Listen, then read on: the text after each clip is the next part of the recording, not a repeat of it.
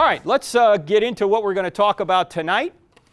We're going through the book, Stealing from God, Why Atheists Need God to Make Their Case. And we'll review a little bit what we did in previous sessions. This is a big problem with young people. They go off to college, and before you know it, they're saying, Dad, hey, I don't believe in God anymore. And there are many arguments that they think they get when they go off to college that somehow point to atheism. But let's look at this problem another way. Here's how we're going to look at it. Question: what if your best arguments to doubt God show that He really exists? What if your best arguments to doubt God show that He really exists? That's kind of the premise of the book. In fact, these are many of the arguments that atheists bring up to say God doesn't exist. Well, we're the reasonable ones, and reason is atheistic. We're all about science, and science points away from God. Evolution shows there is no God. There's too much evil in the world, and God is evil, and the God of the Old Testament's evil. And look, atheists are more moral, and I consider atheism to be more moral than any other religious viewpoint, said Christopher Hitchens. Now, are these arguments for atheism? No, they actually are stolen from God Himself. These arguments actually point back to God. None of these things would exist unless God existed. And what do I mean by that? The book, as you know, goes through crimes. That's the acronym. All of these things over here, causality, reason, information, morality, evil, and science, they're all immaterial things. And as you know, the dominant view among atheists today is what? Everything's material. There are no immaterial realities. We're just molecules in motion. We're nothing but moist robots.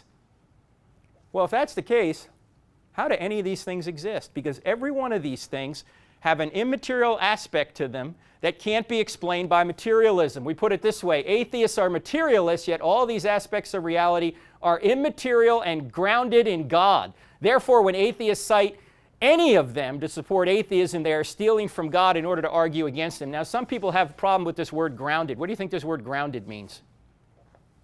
The foundation. It's the foundation?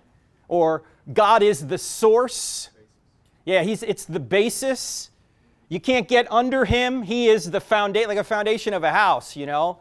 You can't get under the foundation of the house, otherwise you're in dirt. I mean, as part of the house, that's the bottom of the house. Well, the bottom of all these things is God's nature.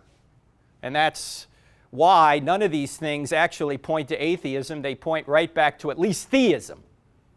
And you have to do more work to see if it's Christian theism.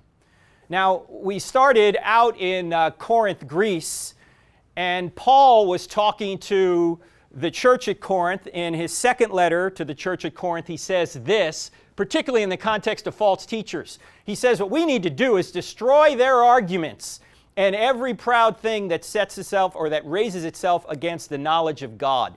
So we're not only supposed to have an offensive defense of the Christian faith, in other words, give reasons why Christianity is true, we're supposed to give reasons why other worldviews are false. And so when they come at us with these arguments, we're supposed to debunk them. We're supposed to refute them.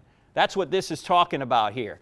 Now, last time we went through causality, or a couple times ago we went through the issue of causality, reason. Today we're going to talk about information. Information and intentionality. Now, if you can't keep up with this, everything I'm going to say is in the book. And one day we're going to come out with notes to this anyway. But let me ask you a question. If you had to define what information is, what would you say it was? What is information? What is it? Here's a definition right out of the dictionary.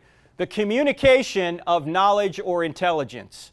Or you could say the communication or reception of knowledge or intelligence. So I'm communicating information to you right now. You're receiving information. It's not random. It has structure to it. It has meaning behind it. And in fact, here's a piece of information as to how we got here. Genesis 2:7, the Lord God formed the man from the dust of the ground and breathed into his nostrils the breath of life, and the man became a living being. Now, evolutionists laugh at this. Are you kidding me? This is how we got here? Yes, this is how we got here. That God literally created us out of the dust. Doesn't say we evolved. Now, that doesn't preclude the possibility that we have adapted to our environment, that we have